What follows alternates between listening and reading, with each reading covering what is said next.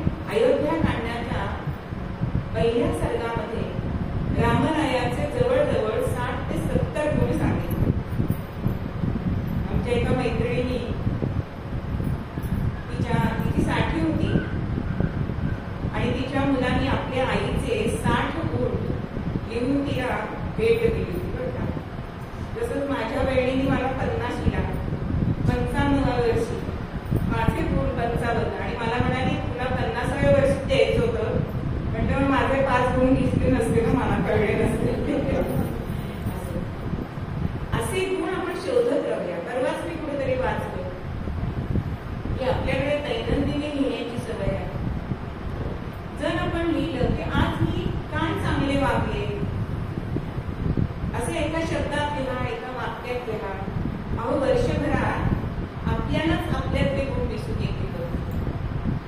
म्हणजेच सद्गुण हे सगळ्यांकडे असतात, पण परिस्थितीने ते दुर्गुण होण्याची शक्यता असते. पण रामायणाचे गुण हे कधी बदलत नाही.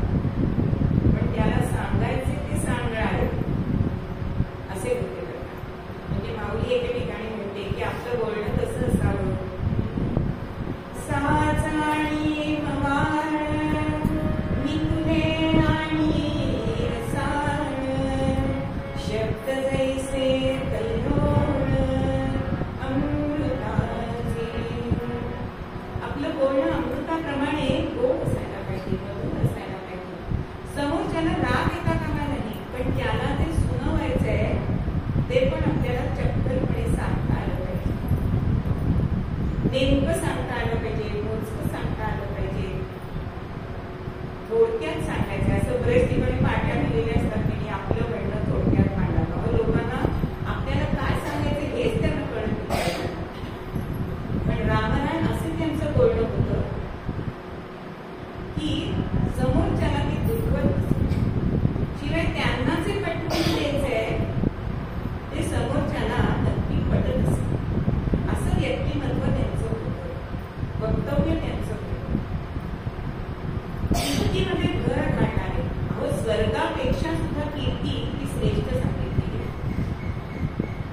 मग ह्या कीर्तीला ते जपणारे होते.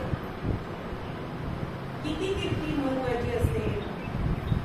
अहो, एक कीर्तनकार आणि कीर्तन उत्तम करायचं, पण त्या कीर्तनकारांनी आपलं आचरण सुद्धा तसंच ठेवायला पाहिजे की नाही. कीर्तन झालं आणि आपल्याला जाऊन गळे खाल्ले, चालेल का श्रोत्यांना? कीर्तन कितीही छान असलं तरी तुमचं आचरण म्हणजे लोक नंतर नावं ठेवतात असं आपल्या वर्तणुकीमध्ये असायला नाही पाहिजे. ही आपली जबाबदारी आहे. म्हणून इथे कीर्तीला जपणारे असे प्रभू रामचंद्र होते. स्वर्गसुख म्हणजे काय असतो. एक भागवतकार होते आणि ती भागवत कथा ऐकायला सगळेजण सगळं कुटुंबाच्या कुटुंब आलेलं होतं. तर स्वर्गसुख कसं असतं हे सांगताना सगळं सांगून झालंय आणि बुवांनी विचारलंय की कोणाकोणाला स्वर्गसुख हवंय.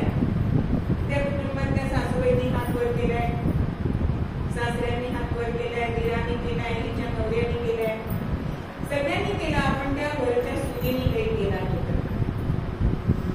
आणि त्या बुवांनी तिला विचारलं, बाळ तुला स्वर्गसुख नकोय का? तिने काय उत्तर दिलं, अहो हे सगळे स्वर्गात गेले की मला इथे स्वर्गसुख झालं. पण हे स्वर्गसुख खरं आहे का? तसंच रामरायांचा दुसरा गुण होता नाते संबंध जपण्याचा. त्यांनी आपली नाती ही अत्यंत चांगल्या रीतीने सांभाळलेली आहे. मग ते स्वामी आणि दासाचं नातं असू दे, मित्रत्वाचं नातं असू दे किंवा माता पित्यांचं नातं असू दे, सगळी नाती ही त्यांनी आपल्याला सांभाळलेली दिसतात. म्हणून रामरायांचं जे चरित्र आहे, त्यांचे रूप जे आहे ते आपण आत्मसात करायला पाहिजे. आलस्यहीन ते होते. कधीही रामरायांना आळस आला नाही. आज आपल्याला अगदी 4 वर्षाच्या मुलाला सुद्धा बोर झाले. हा शब्द आपल्या घरात आलाच आहे की नाही. अहो हल्लीची मुलं जरा एखादं काम सांगितलं ना, मी आत्ताच बसते, हे वाक्य प्रत्येकाला घरात कधीतरी ऐकायला मिळालं असं. आपली होती का शाम आपल्या आईवडिलांना म्हणायची, आपल्या काका काकू, पण आज हे आपल्याला दिसतंय. पण रामराय हे आलस्यहीन होते. नंतर अप्रमादी होते. प्रमाद म्हणजे अपराध, चूक. रामरायांच्या हातून कधी चूक झालीच नाही. कोणत्याही प्रसंगामध्ये आपण बघितलं तर रामराय चुकले असं आपल्याला दिसतं का? नाही दिसत. त्याशिवाय त्यांच्यामध्ये असा एक गुण होता की समोरच्याने कितीही अपराध केले तरी ते लक्षात ठेवत नसत. आपण 10 वर्षापूर्वी मला ती असं म्हणाली असं असतं.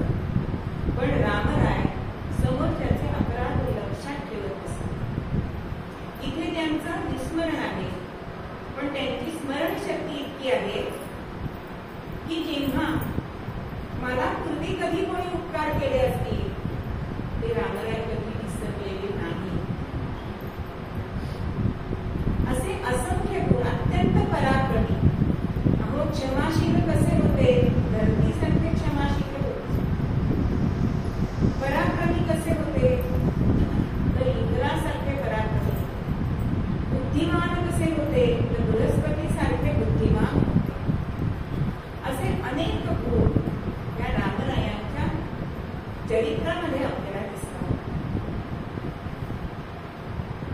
आपलं बोलणं किंवा नेतृत्व गुण सुद्धा रामरायांकडे आपल्याला दिसतो.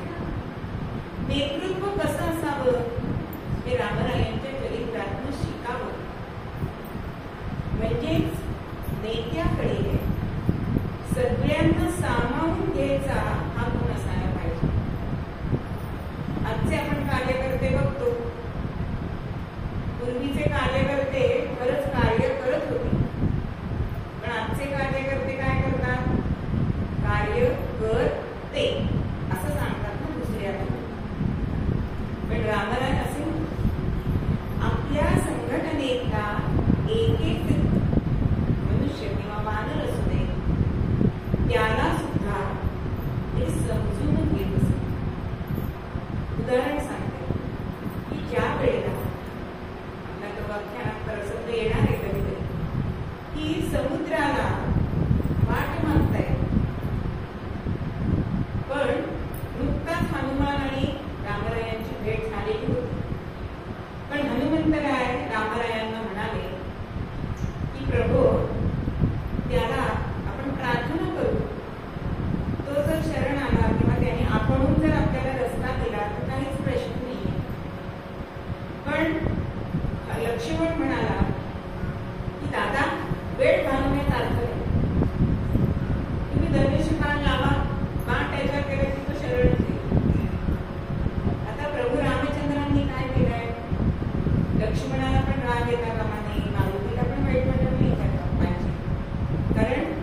नवीन ते संघटनेमध्ये आलेले असतात त्यांना काय वाटतं, हो आम्ही नवीन ना, आमचं कोणी ऐकणारच नाही.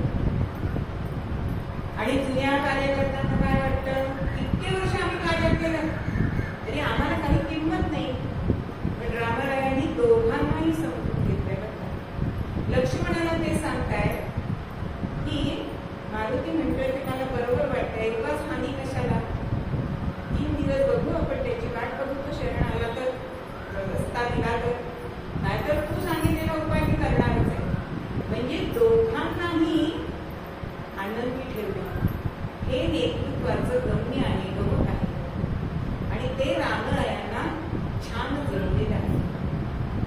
छोट्या छोट्या सुद्धा गोष्टी म्हणजे आपल्या सैन्यामध्ये सुद्धा कार्य करताना ते कार्य कसं करावं, ते तत्पर पण हवं आणि गुप्त सुद्धा हवं, किंवा कोणालाही न दुखवता हवं. अहो नेपोलियननी सुद्धा जगावर राज्य करायचं म्हणून अनेक देश जिंकले. पण ते जिंकले ते कशाच्या जोरावर, त्यांनी सैनिकांचं मत घेतलं होतं का, त्यांना कधी रजा दिल्या का? म्हणून एकही सैनिक मनाने त्याच्या बाजूने नव्हता. मग हेच रामकथा ऐकून शिवरायांनी आपल्या आचरणात आणलेलं आपल्याला दिसतं की प्रत्येक ठिकाणी त्यांनी आपल्याला रामचंद्रांचा हा अनुसरण केलेलं दिसतं. अहो अनुकरण आणि अनुसरण याच्यामध्ये सुद्धा फरक आहे. काय फरक आहे? अनुकरण म्हणजे कृतीचं आपण कृती त्याच्यासाठी कृती करणं म्हणजे अनुकरण. एका गावामध्ये एक सोहळ्या आजी होत्या, एकतर अलवण नेसायच्या किंवा पांढरं साडी नेसत असत पूर्वी, केशवापन केलेल्या अशा होत्या आणि त्या पुरणपोळ्या करत होत्या. आता गावात नववधू जी आली होती त्यांच्याकडे आली आणि तिला पोळी शिकायची आणि सांगितले आणि घरी जाऊन तिने सांगितल्याप्रमाणे सगळं केलं, पण पोळी काही चढेना. म्हणून हिला काय वाटलं, त्यांनी पांढरी साडी नेसली होती म्हणूनच त्यांच्या पोळ्या छान होत आहेत म्हणून पांढरी साडी नेसली, पण पोळी होत नव्हती. म्हणून त्यांनी केशव केलं होतं म्हणून ही करून आली बरं का. अहो पण पोळी काही कळेना. म्हणून ते सगळं साहित्य घेतलं आणि त्या आजींकडे गेली. अहो आजी होता, अगं हे काय झालं, काय झालं तुझ्या नवऱ्याला? माझ्या नवरा ठणठणीत आहे, पण मला पोळी करता येईल तुमच्यासाठी म्हणून मी तुमच्यासारखं करून गेला. आणि मग त्या आजींनी विचारलं की काय केलंस, दाखव मला करून. तर अहो कणकीमध्ये पुरण घालायच्या वेळी पुरणामध्ये कणिक घातली कशी पोळी होणार, हे झालं अनुकरण. आणि अनुसरण म्हणजे त्या व्यक्तीचे विचार आपल्यामध्ये आणणं, आचरणात आणलं, त्याला अनुसरण. मग रामाचे अनुसरण आपण करू शकतो की नाही, अनुसरण करू शकतो की नाही, त्याच्यासाठी मातृपितृभक्ती करू शकतो, त्याच्यासाठी सत्यवचनी राहू शकतो, त्याच्यासाठी एकपत्नी व्रत राहू शकतो. असे असंख्य गुण रामातले आजही आपण घेऊ शकतो. आणि असे गुण हे अनंत रामरायांमध्ये आहे. अत्यंत चांगलं बोलणारे, व्यक्तिमत्व चांगलं, अहो निरोगी होते, सौष्ठव होतं. म्हणजे गदिमांच्या गाण्यामध्ये आहे की सावलीत सुद्धा रामांचं सौष्ठव दिसते, दिसायला सुकुमार होते. म्हणून तर जानकीनी प्रार्थना केली की त्यांच्या बंधकात शक्ती दे, ते धनुष्य फोडण्यासाठी. पण सुकुमार दिसते तरी ते ताकदवान होते, पराक्रमी होते. आज दुनियेमध्ये काय झालंय, बारीक म्हणजे सौंदर्य असं झालंय. अहो पण इतके न्यायचे पेचे असतात की कुंकर मारली तर उडून जाते. काय तुम्ही 2 हात समोरच्याचे करणार? बारीक राहणं म्हणजे हे सौंदर्य नाही. पण राम निरोगी होते, त्यांचं सौष्ठव चांगलं होतं. असे अनेक गुण या रामरायांमध्ये होते आणि जे आपण आजही अनुसरण त्याचं करू शकतो. पण समर्थ आपल्याला काय म्हणतात,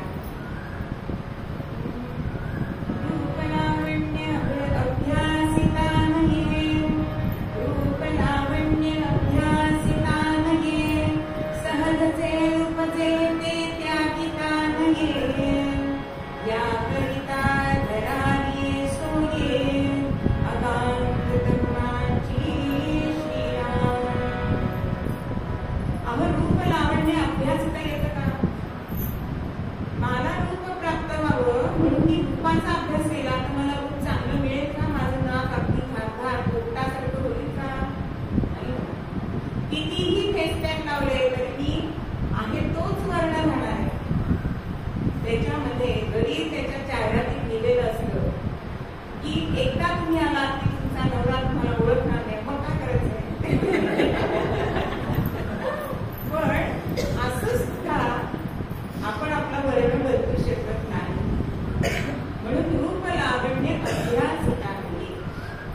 अहो जे आपल्याला सहज म्हणजे जन्मापासून लाभलंय ते आपल्याला बदलता येत नाही,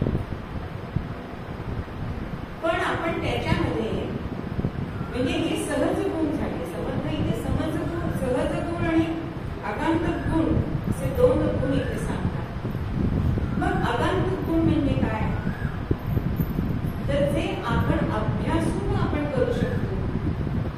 अहो मला कीर्तन येत नव्हतं पण अभ्यास करून आता उभी राहू शकते ना, हे आपल्याला आगंतुक गुण. एखादी कला तबलेवाले पेटीवाले उपजत असतं, पण त्याच्यामध्ये जर आपण अभ्यासाने भर घातली तर ती कला हा आगंतुक गुण.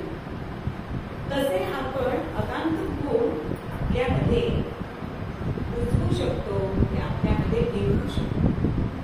मग असे गुण अब्राहिम लिंकनचं आपल्याला उदाहरण देता येईल की दिसायला कुरूप होते, पण आपल्या गुणांनी ते अमेरिकेचे राष्ट्राध्यक्ष झाले की नाही. अहो अमेरिकेत कशाला जायला पाहिजे? आपल्या भारतातच उदाहरण आहे. चहावाला सुद्धा माननीय पंतप्रधान होऊ शकतात, हे आपल्याकडे आजकाल ताजं उदाहरण आहे. नवे नवे सगळ्यांची मनं त्यांनी जिंकली. म्हणजेच कोणतेही कार्य करताना हे आगंतुक गुण आपण जर आपल्यामध्ये घेतले तर आपण नक्कीच आपले सद्गुण हे वाढवू शकतो. म्हणून रूपापेक्षा गुणांना महत्व द्यावं. एक सासूबाई मुली बघत होत्या त्या मुलासाठी आणि एक सुस्वरूप अशी मुलगी पसंत केली आपल्या मुलासाठी. आणि वर्ष झालं आणि मग आपल्या मैत्रिणीला ती सांगते, अगं रूप बघून केलं, आता गुण दाखवते. पण गुणवान जर सून केली, तिला रूप नसतं तरी चालतं, पण गुणांनी मनुष्याचं व्यक्तिमत्व हे खुलून दिसतं. म्हणून गुण हे जास्त महत्वाचे. म्हणून राघवाच्या गुणा न दिसे तुलना असं समर्थचे गुण पद्यामध्ये आपल्याला सांगतात.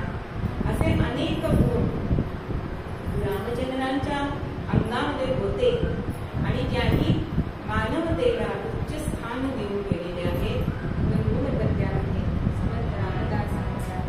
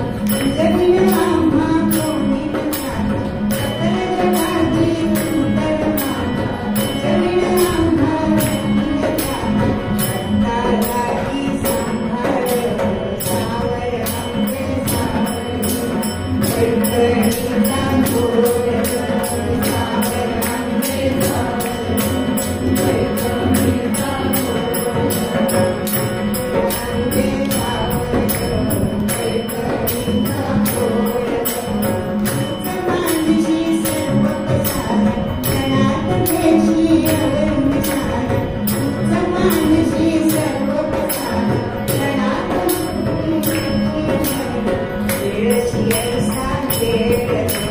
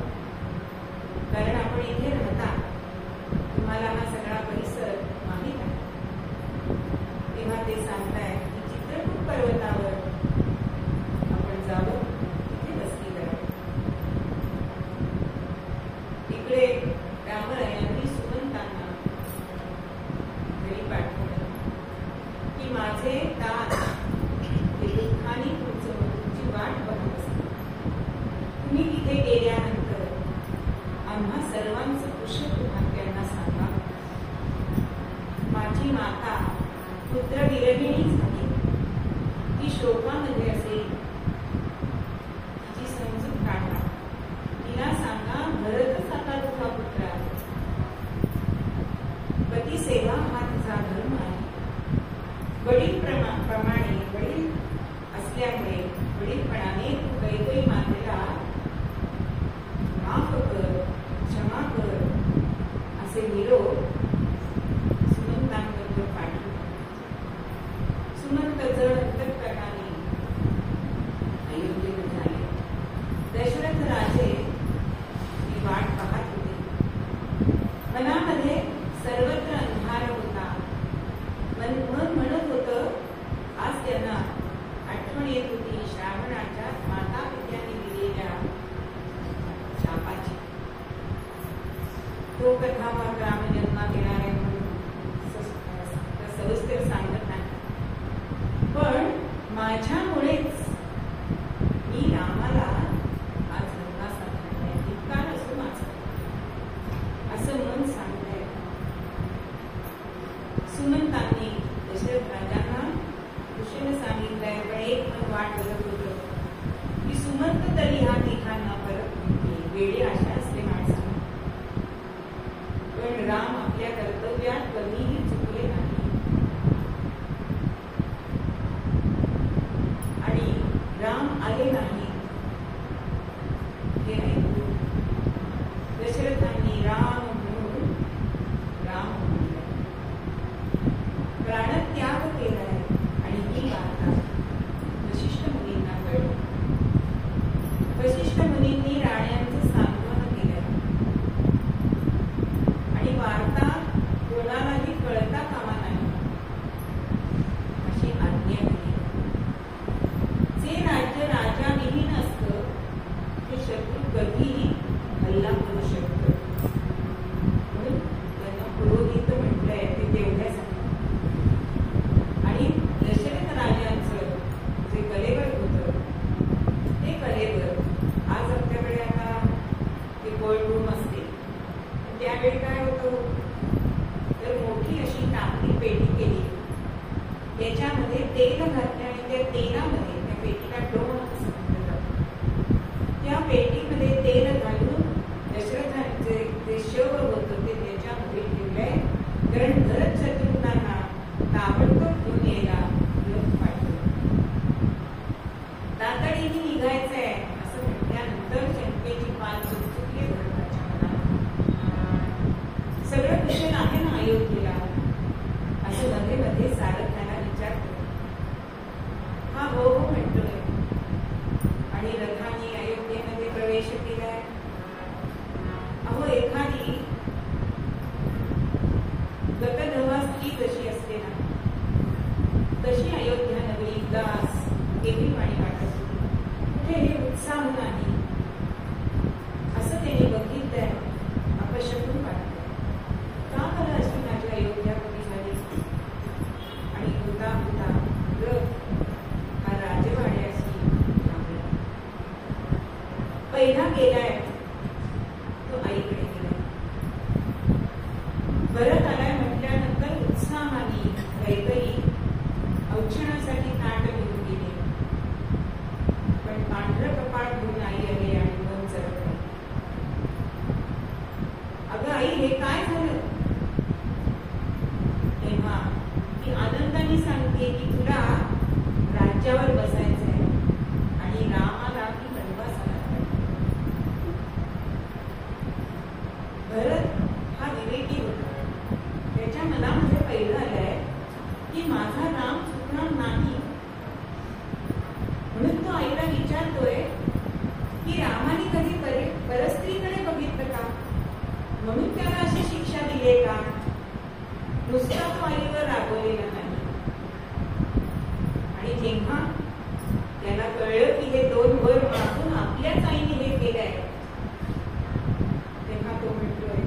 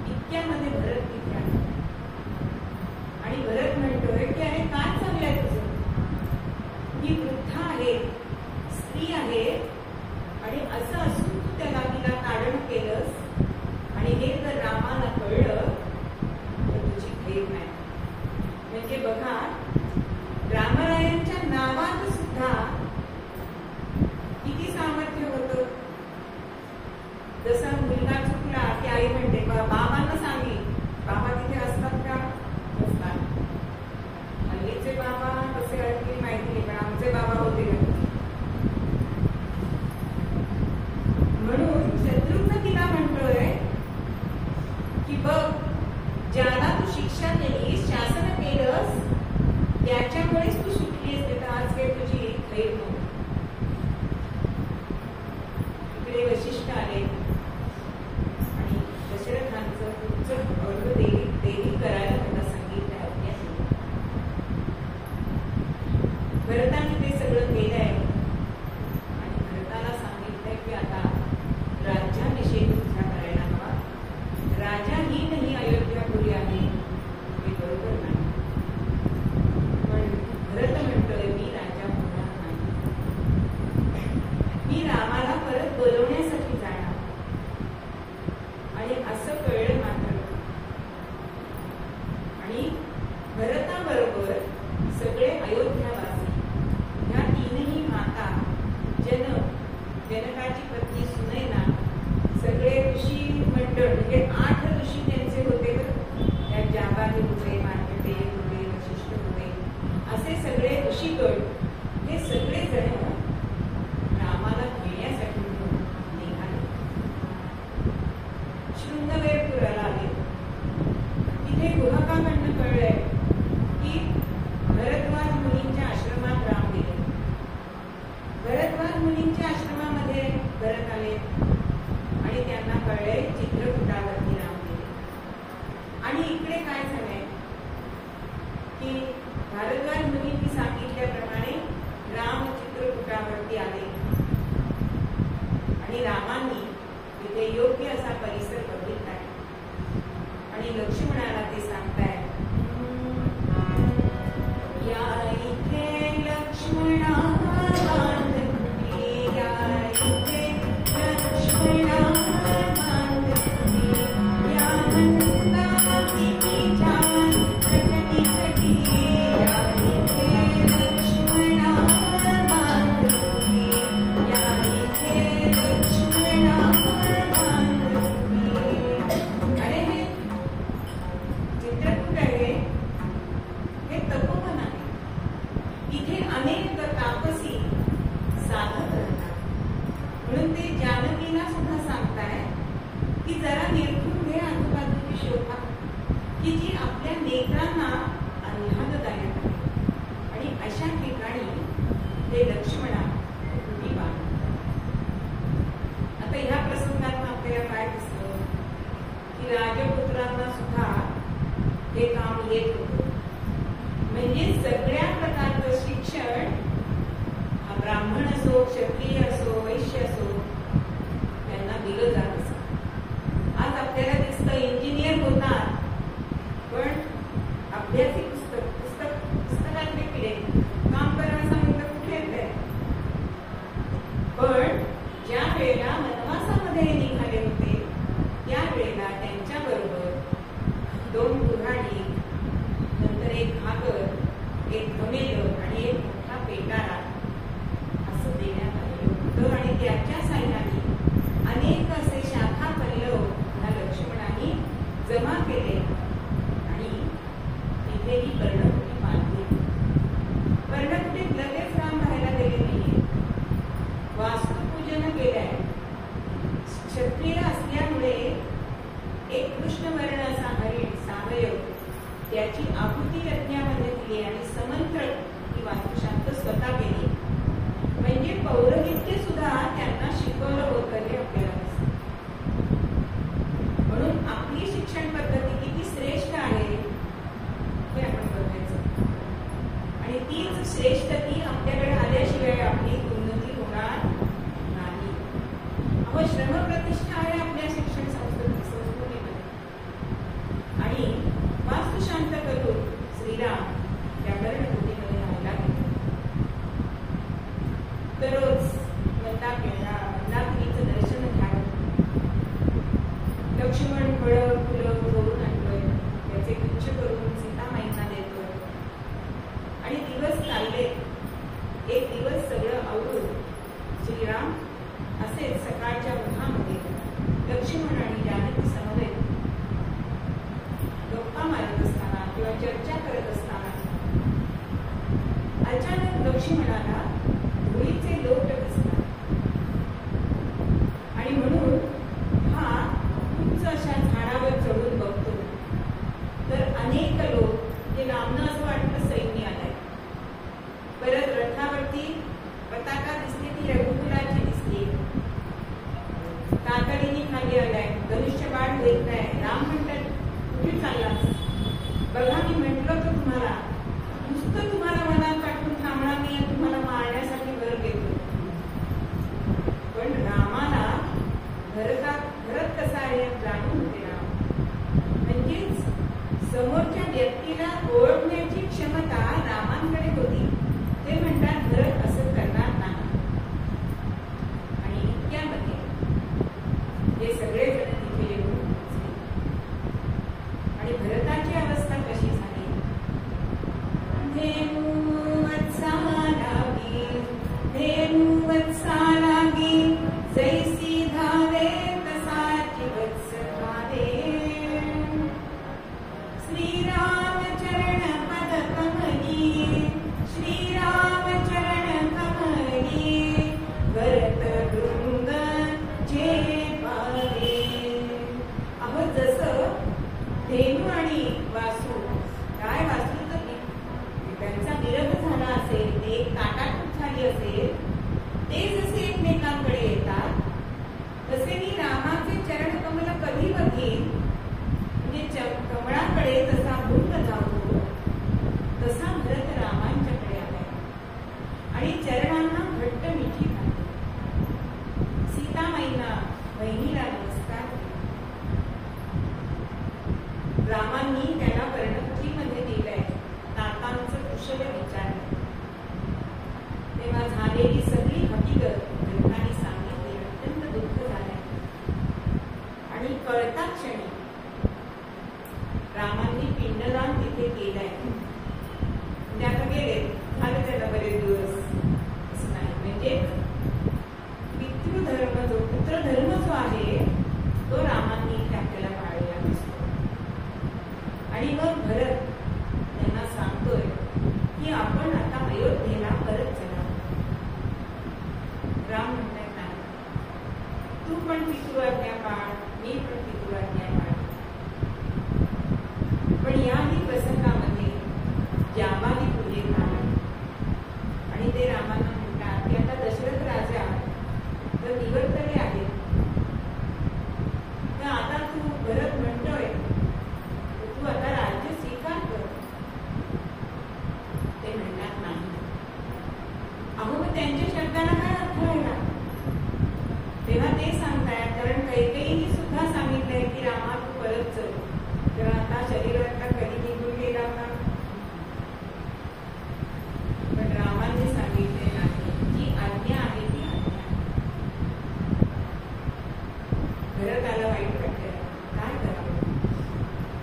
पण जाबालींनी घेतलेल्या परीक्षेत राम पूर्णपणे उत्तीर्ण झाले. शेवटी भरत म्हणतात की तुम्हीच काहीतरी असा तोडगा काढा, दोघांनाही समाधान मिळेल. आणि इतक्यामध्ये वशिष्ठ पुढे आले आणि ते तोडगा सांगतायत. वनवास संपवूनी, वनवास संपवूनी, राम सखा येई तोवरी भरतान. गोरक्षण करतान, गोरक्षण करतान, पालन करता प्रजेचा सुखदाता. राम राम हरे हरे राम, राम राम हरे राम. राम वनवासातून येईपर्यंत तू राज्य स्वीकारू नकोस, पण रक्षण करता कशी? आणि हे पटलंय. हे जसं इदंत मम या न्यायाने हे राज्य करायचंय, तसंच आपल्याला अहिल्यादेवी होळकरांच्या जीवनामध्ये दिसतंय की अहो त्या सुभेदाराची सून होत्या, राजमाता होऊन गेल्या, त्या राज्ञी कधी झाल्या नाही. पण त्यांच्या पतीचे म्हणजे खंडेरावांची जी पत्नी, जी दासीची पत्नी झाली, तो दासी पुत्र तुकोजी होळकर, त्याला गादीवर बसवून त्यांनी राज्यकारभार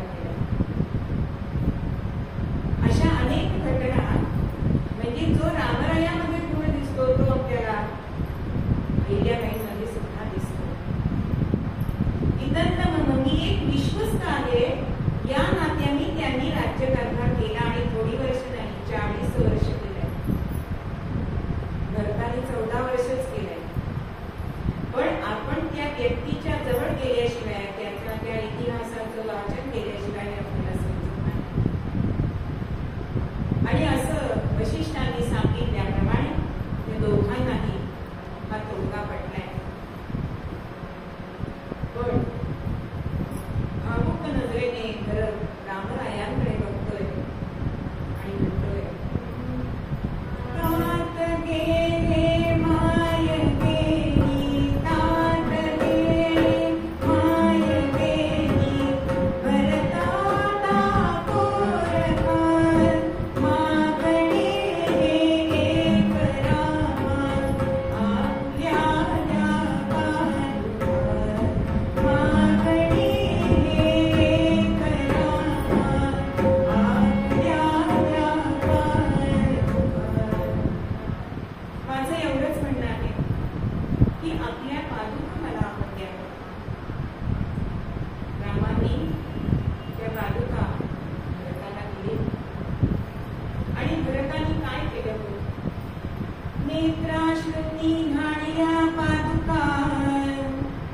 अहो, आपल्या नेत्राश्रुती त्या पादुका त्याला स्नान घातले, त्या मस्तकावर घेतली आणि असं बघितलं या सगळ्या लोकांनी आणि म्हणताय की धन्य धन्य भरत, त्रिलोकामध्ये असा सापडणार नाही.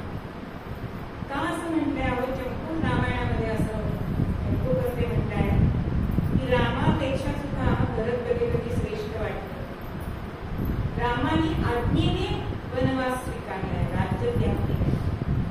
पण राज्य मिळून सुद्धा भरताने त्याग केलाय, म्हणजे हा भरताचा त्याग श्रेष्ठ नाही का? म्हणजेच रामायणामध्ये राम हे श्रेष्ठ व्यक्तिमत्व आहे. पण नुसतं एक श्रेष्ठ व्यक्तिमत्व चालत नाही, त्याच्या भोवताची सुद्धा जी व्यक्तिमत्व आहे ती त्याच तुलनेची, त्याच योग्यतेची असावी लागतात. हे आपल्याला याच्यात कळतं. आणि त्या पादुका रथामध्ये ठेवली. रथामध्ये ठेवल्यानंतर अयोध्येमध्ये आले. सिंहासनावर त्या पादुका स्थापित केली आणि भरत मात्र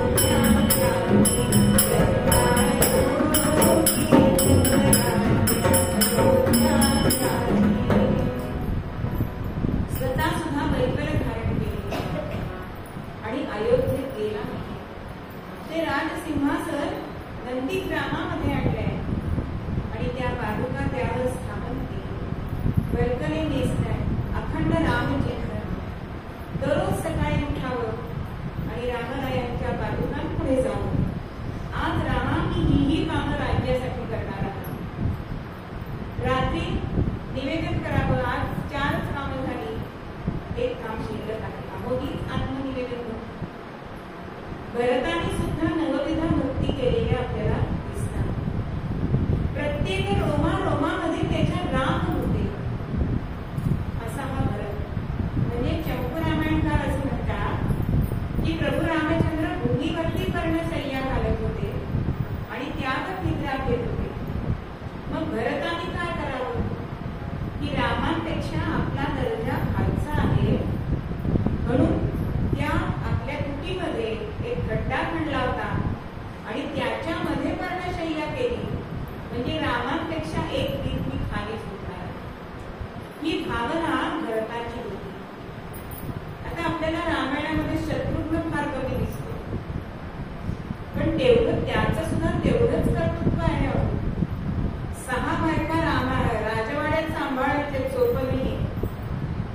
तिघी माता उर्मिला, मांडवी, श्रुतकीर्ती आणि नंदीग्राम मध्ये भरत होता, पण राज्यामध्ये कोण बघत होतं? शत्रुघ्न बघत होता. पण जे कार्यामध्ये कष्ट खरे करतात ना ते फोटो घेतात का? ते असतात कोटीच्या कोटी. तसं शत्रुघ्नाचं रामायणामध्ये झालेलं आहे. पण तेवढाच तो पराक्रमी आहे. आणि इकडे रामरायांनी, कारण भरताबरोबर सगळे आलेले ते अयोध्यापुरीमध्ये गेले आणि राम विचार मनात करतायत की मी कुठे राहतोय हे आता सगळ्यांना ज्ञात झालेलं आहे. आता ते कधी त्यांना वाटेल तेव्हा येऊ शकतात. तर आता आपण इथे मुक्काम करायचा नाही. आणि त्यावेळेला त्यांनी असा निर्णय घेतला की आपण चित्रकूट पर्वत सोडायचा. पुढे ते निघाले. वनविहार करताना फक्त ते काय अगदी खाली माना घालून चालत नव्हते. यांच्यामध्ये सुद्धा अनेक विषयांवरती चर्चा होत असे. एका झाडाखाली ते बसले होते आणि समोरच्या झाडाकडे प्रभू रामचंद्रांचं लक्ष लागलं. आणि तो असा सुंदर वृक्ष आणि त्याला एक लता अशी म्हणजे वेल ही अशी गुंडाळून ती अशी वर गेलेली, त्याच्यावर सुंदर अशी फुलं आलेली. म्हणून राम म्हणतायत तो वृक्ष किती नीरस आहे, पण त्या लतेमुळे त्याला शोभा आहे. तुला काय वाटतं जानकी? तेव्हा जानकी म्हणते की खरं सांगू ना, अगो तो वृक्ष नसताच तर ती लता कुठे असते? त्यामुळे वृक्ष श्रेष्ठ आहे. झालं आता दोघांच्या मध्ये मतभेद झालेत ना, कोण श्रेष्ठ? मग न्यायाधीश कोण? लक्ष्मण. मग लक्ष्मणाला दोघे विचारतात. आता रामांची बाजू घेतली तर सीतामाईंना राग येणार, सीतामाईंची बाजू घेतली तर रामरायांना राग येणार. पण लक्ष्मण सुद्धा काही कमी नव्हता. तो म्हणतोय हे दोघंही श्रेष्ठच आहेत, पण त्या दोघांच्या छायेत जो आहे ना तो खरा भाग्यवान. म्हणजे बघा असे त्यांचे जाता जाता सुखसंवाद सुद्धा होत होते. असे पुढे जाताना विराग राक्षसाने सीतामाईंना पकडले आणि त्याचा सुद्धा वध रामरायांनी केला. पुढे निघाले, कारण ज्यांनी वनवास पत्करलाय त्यांनी एक एक ठिकाणी राहू नये. म्हणजे पाणी कसं वाहत असतं तर ते निर्मळ असतं, तसं ह्या वनवासी लोकांनी, तापसी लोकांनी, संन्यासी लोकांनी एक एक ठिकाणी राहू नये. म्हणून राम काही मुक्काम करत होते. आणि ते पुढे निघता निघता अत्रि ऋषींच्या आश्रमामध्ये आले. अनुसूयेने सीतेला गाढ आलिंगन दिलंय, यथोचित कामोपचार केलाय आणि सीतेला सती धर्म काय असतो ते सांगितलंय. वास्तविक पाहता सीता म्हणू शकली असती ना, मला काय सांगतोय मीच सती आहे. पण असं सीतामाई म्हणाली नाही. श्रुत्वा असं पहिला शब्द श्लोकात आहे. म्हणजे तिने ऐकून घेतलाय आणि ते ऐकून घ्यायची पद्धतच नाही. समोरचा काही सांगणार लागला हो हे मला माहिती, हे मला माहिती असं आपल्याला उत्तर. पण स्वतः तशी असून सुद्धा सीतामाईंनी तो सती धर्म ऐकून घेतला. आणि मग अनुसूया तिला सांगते, अनुसूया माता की अगं हा खरा उपदेश मी तुला केलाच नाहीये. समस्त स्त्री वर्गाला हा मी उपदेश केलेला आहे. मग काय होता होतो उपदेश? तर सती वचनाची नित्य करावी धारणशील फुले. पतीला देव मानायचा आहे, नुसत्या पतीला देव मानायचा नाहीये, तर त्याच्या घरातल्या सदस्यांचं सुद्धा हित तिने बघावं. सप्तकांची कर्णफुले तिने घालावी. असा सीतामाईंना तिने जसा उपदेश केला तसा अत्रि मुनींनी प्रभू रामचंद्रांना केला की तिच्या मनाने तुझ्या बरोबर वनवासामध्ये आले तेव्हा तिला दुःख होईल असं कधी वागू नकोस.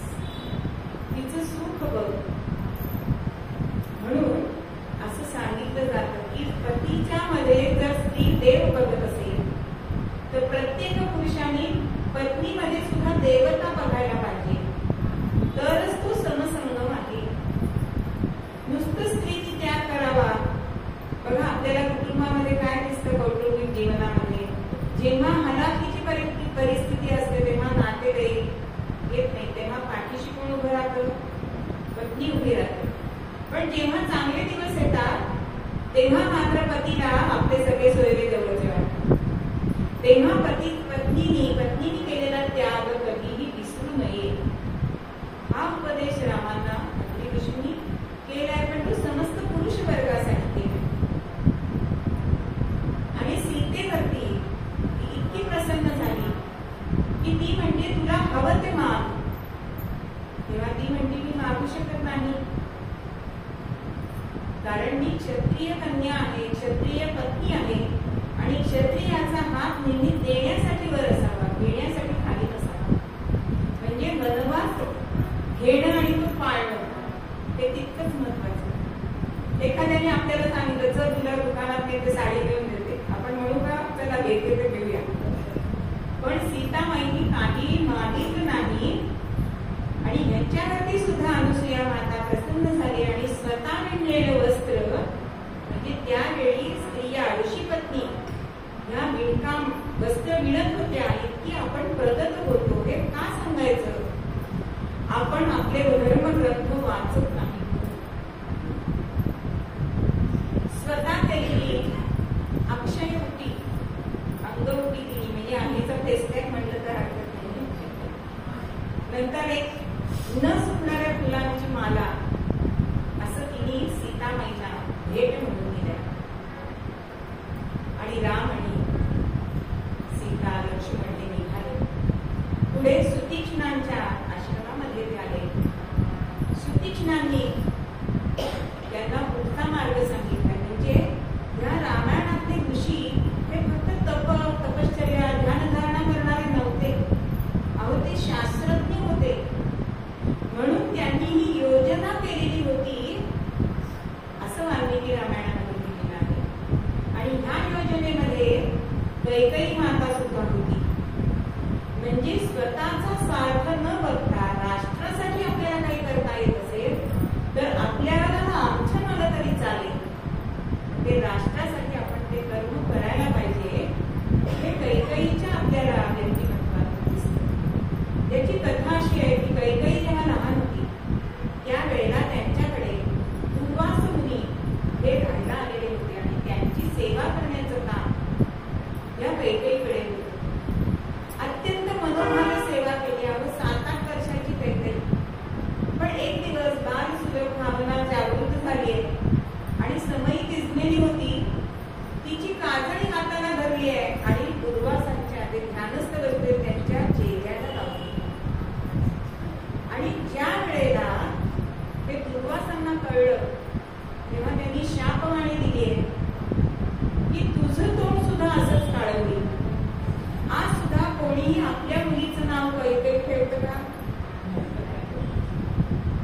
पण तिचे वडील पुढे आले आणि म्हणतात की तिने तुमची सेवा केली आहे त्याचं काही तिला फल नाही का? तेव्हा दुर्वास मुनी सांगतायत की तिने ज्या हाताने माझी सेवा केली आहे ते हात प्रबल होती. म्हणून शंभरासुराच्या युद्धाच्या वेळी कैकेयीला दशरथाने नेलं होतं, कारण आसासारखा हात तिने घातलाय. म्हणजे कुठलीही घटना पुढे काय घडणार आहे याचं नियोजन हे सगळे ऋषीमुनी करत होते. म्हणून त्यांना शास्त्रज्ञ म्हटलेलं आहे. कारण दशरथाच्या छायेमध्ये जर राम राहिला तो बाहेरच पडला नाही तर त्याला पुढचं कार्य जे अवतार कार्य आहे ते करता येणार नाही. ही सगळी योजना या ऋषीमुनींची होती. म्हणून सुतीक्ष्णांनी रामरायाला अगस्त्य ऋषींच्या आश्रमामध्ये पाठवले. आणि हे ऋषी जेव्हा रामरायाला भेटतात ते पुढच्या कुठल्याही कथानकात प्रसंगात ते पुन्हा येत नाही.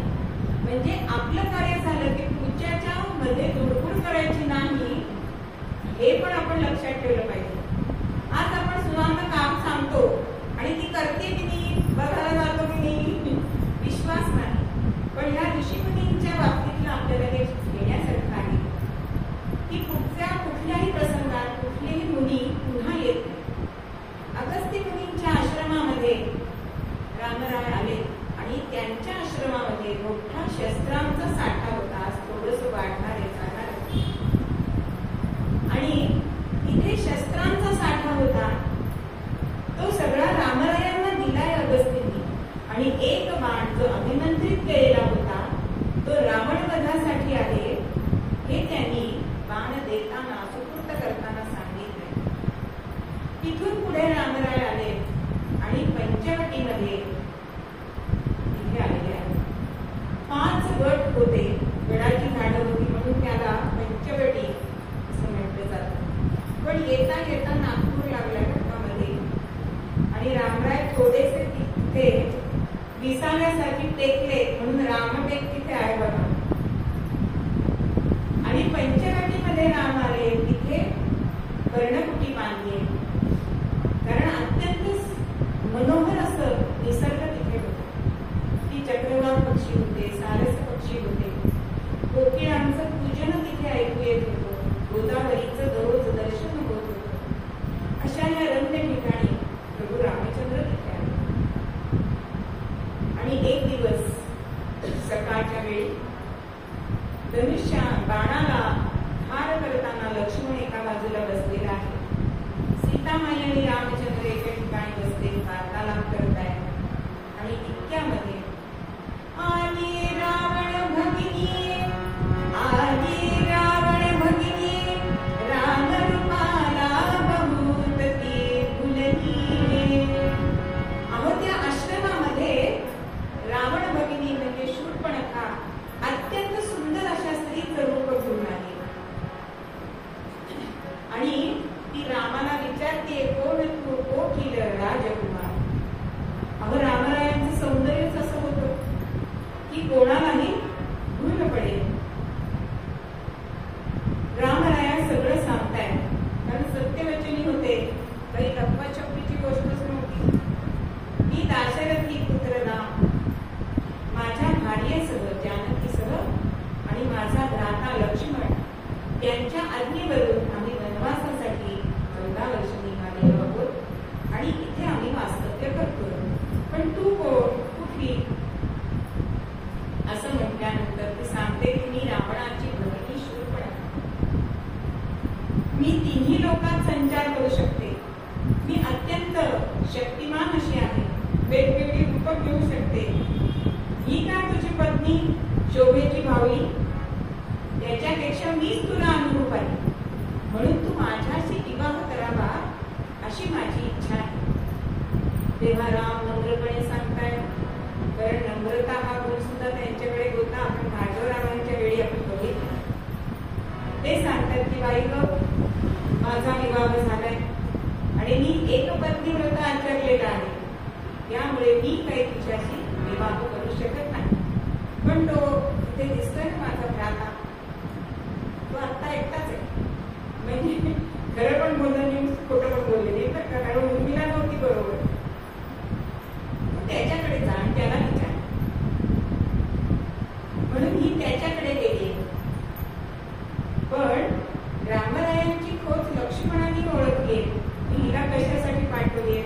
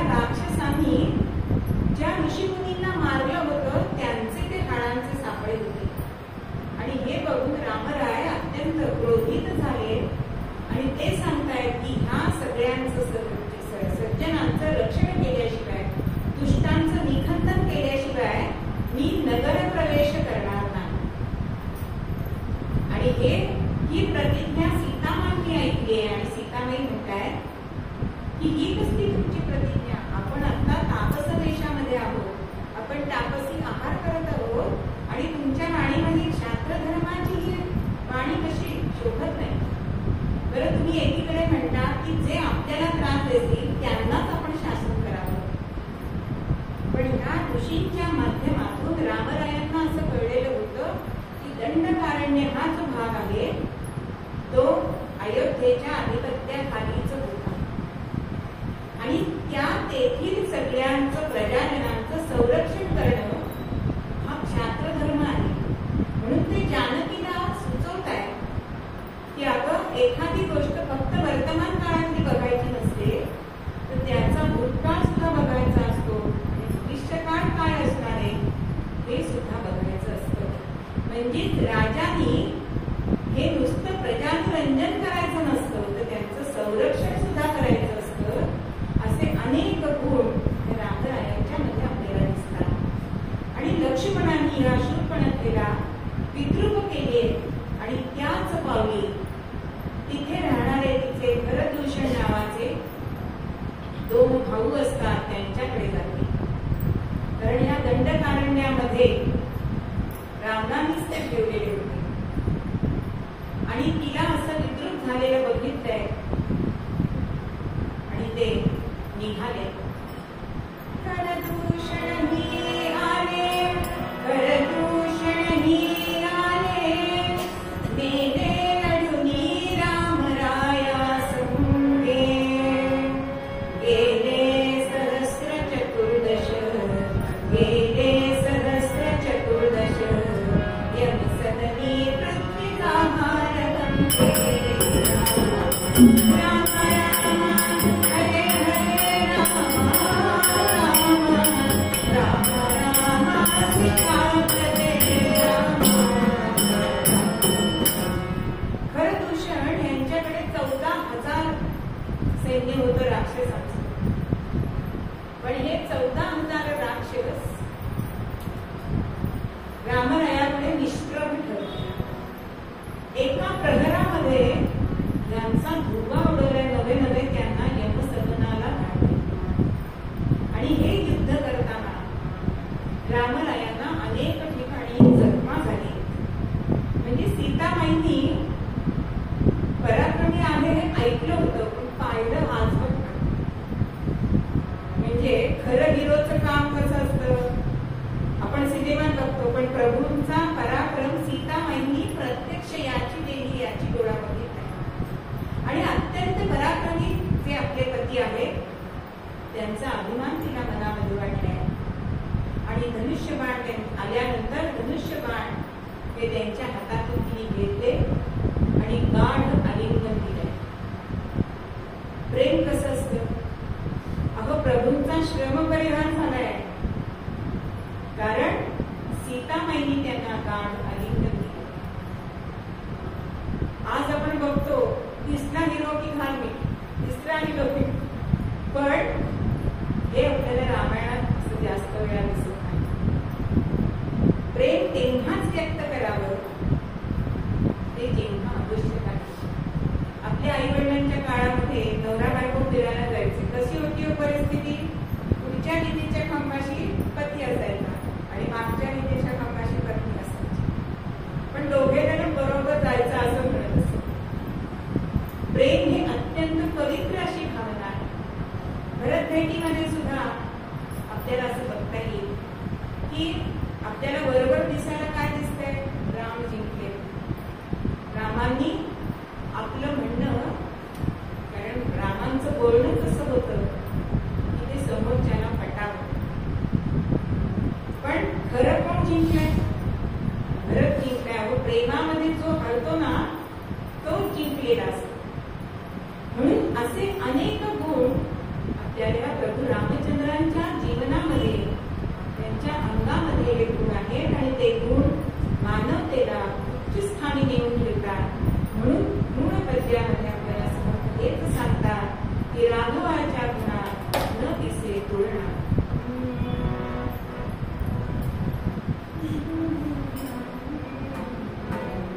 राघवाची